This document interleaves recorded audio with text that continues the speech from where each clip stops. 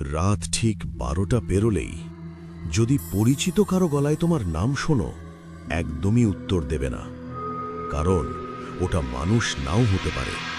বাংলার গ্রামাঞ্চলে বহু বছর ধরে শোনা যায় এক ভয়ঙ্কর কাহিনী, নাম নিশির ডাক।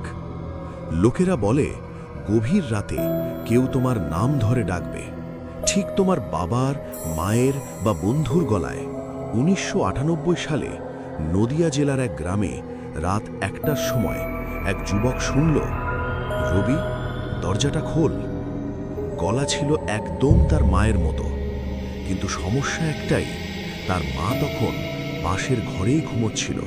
গ্রামের বয়স্করা পরে জানায়, রাতে কেউ যদি তোমার খুব পরিচিত গলায় তোমার নাম নিয়ে তোমাকে ডাকে, তাহলে 3 বার ডাকা না পর্যন্ত তার সাড়া দেবে না।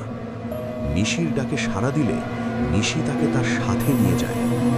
আজও বাংলার অনেক গ্রামে রাতে কেউ নাম ধরে ডাকলে লোকেরা জানালা বন্ধ করে ফিসফিস করে বলে, ভগবানের নাম নে, পিছনে তাকাস না।